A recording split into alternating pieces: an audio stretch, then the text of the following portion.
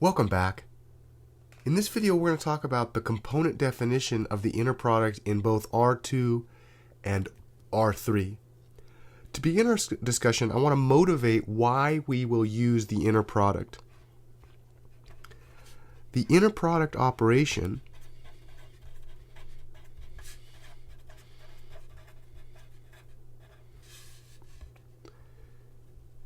will act as a product, aka a multiplication, and you can remember that it's a product because the word product is in it. You can also think of this as a dot product, some folks call it this, between vectors. We talked about this in the last video, that the inner product will go between two vectors and will produce a scalar. This first one here would be the inner product in R2.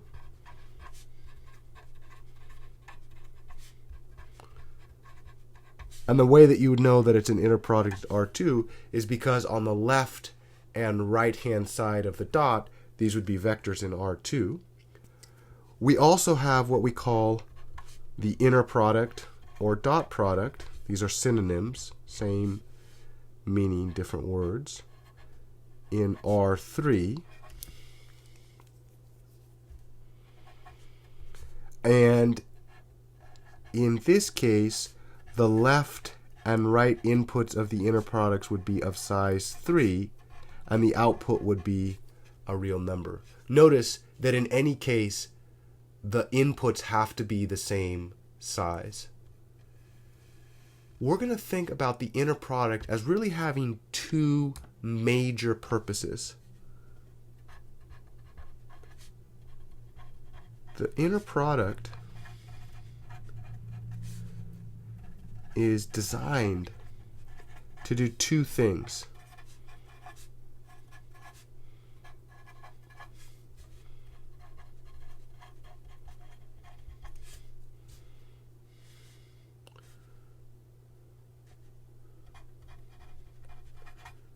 Number one, the inner product is going to be a measurement of parallelity.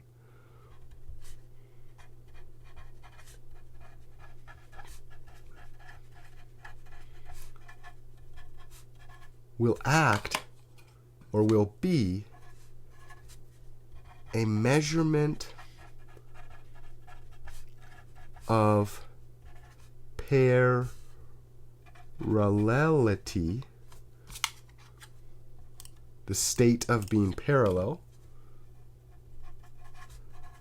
between two vectors. And I want to draw some pictures here just to give a sense of the intuition here. So there are three cases to remember.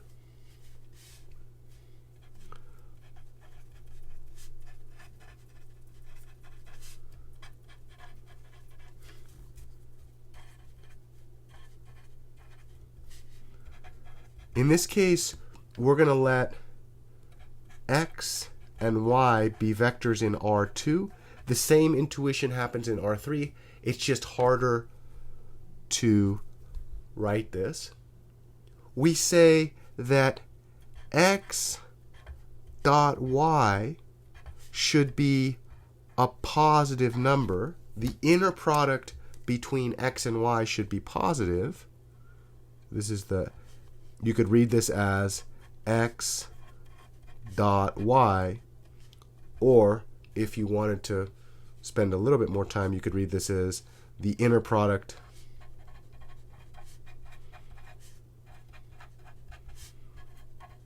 between x and y. And we say that the inner product, because the output of the inner product is going to be a real number, right? We say that the inner product should be positive if and only if x and y are kinda pointed in the same direction. And we're going to get a little bit more specific about this. Let's go ahead and look at a diagram where you have perhaps a vector x, and then kind of in the same direction. We're not saying that y must be along the same line, but what we are saying is that x and y should share some sort of component here. And the way to think about parallelity or same direction is to think about the angle between these. In other words, we say that the dot product between two vectors will be positive if this angle is between 0 and 90.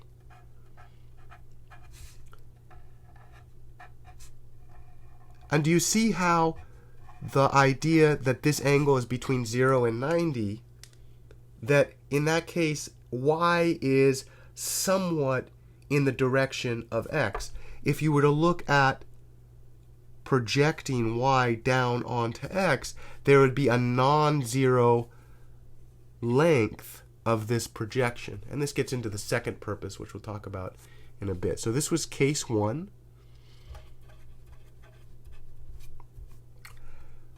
And in this case, we said theta is the angle between x and y.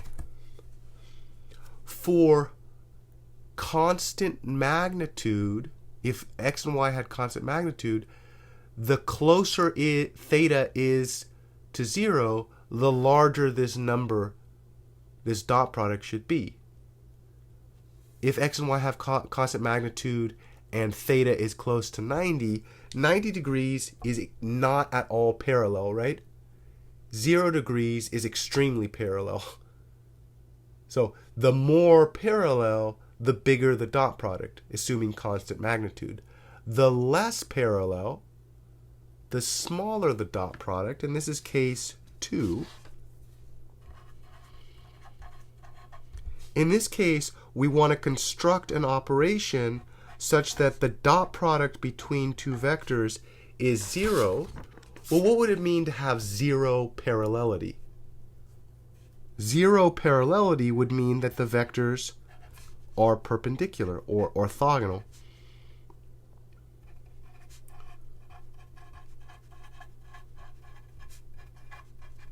And there's a kind of a fast way to write orthogonal. It's using the perp symbol. So this is called the perp symbol.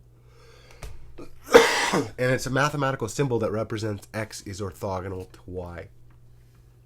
We could draw this in this case. When we look at the diagram, we would say that the dot product between these two vectors is 0 if and only if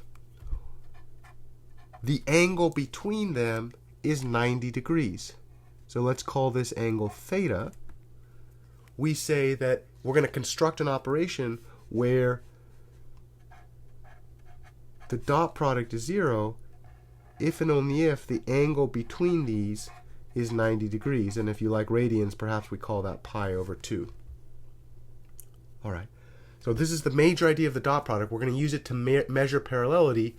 Positive means that the two vectors have an angle between 0 and 90. 0 means that the two vectors have an angle of exactly 90. Could you guess what the third case is? Ding, ding, ding, ding, ding. You got it. We say that the dot product between two vectors is negative if and only if x and y kinda, this is technical language, point in opposite directions. And I'm going to call this opposite orientation because the word direction has a very special meaning in this multivariable calculus class. Orientation also does, from one of our previous videos.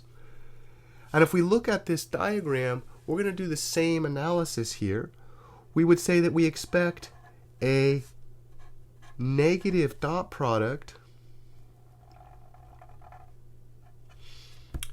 if the angle between these two is above 90 and perhaps below 180.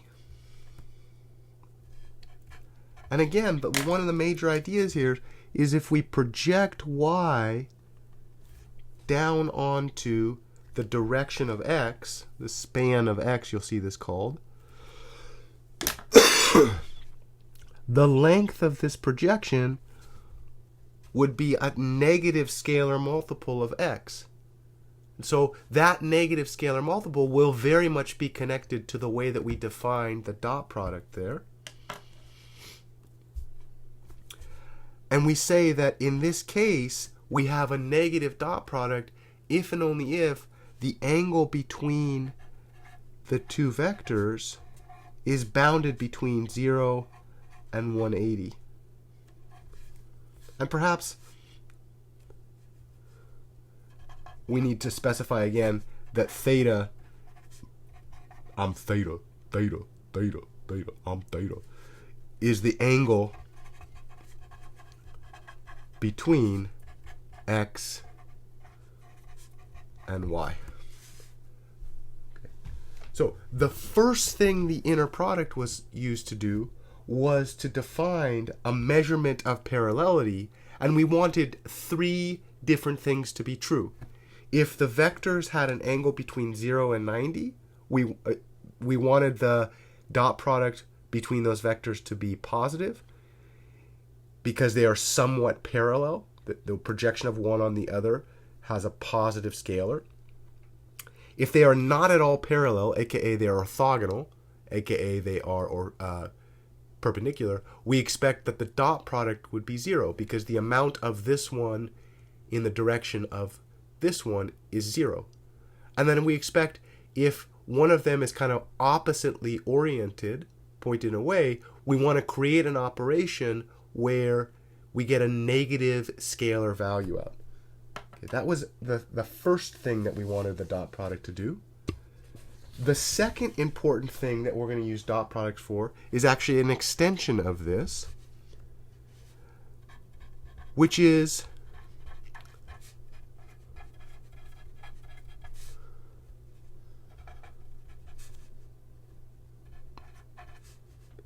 to be used to project one vector onto the direction defined by another vector.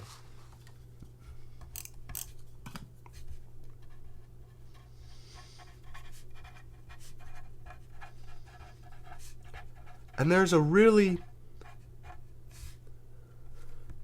easy way to visualize this purpose. Perhaps you have a vector x. Here's your vector x. And then I want to be quite clear. Remember that the direction of x is actually a line. It's every possible vector that comes from taking scalar multiples of x. Okay, so the direction of x is this whole thing that I'm kind of visualizing. This is called the direction of x. Kind of a funny way to think about this. And it's the set of all output vectors. Let's call them, I don't know, v, such that v is equal to alpha times x for some alpha in R. So it's the set of all outputs. And then the whole idea in the projection is we would like an operation that would allow us to construct the component of y in the direction of x. In other words, orthogonally decompose y in terms of x and not x. And you can see this right here. If I were to look at y, y could be written as a vector sum, the amount of y in terms of x, and the amount of y directly orthogonal to x. Those of you that have taken physics have seen this. This is called the Cosign Projection, right? Here, this is the amount of y, this vector here, directly in the direction of x, and then this is the direction of y orthogonal to x. And if I were to add these together, if I went along this one and then along this one, I'd get back to y. And this is the second thing that we're going to use dot products to do. All right. With those two things in mind, we're going to define the dot product. So this is the entire purpose. We have two major ideas. The dot product is used as a measurement of parallelity, and it's going to be used to define projections. How do you orthogonally decompose one vector in terms of another vector? With that said, the dot product or inner product in R2 can be defined using the components.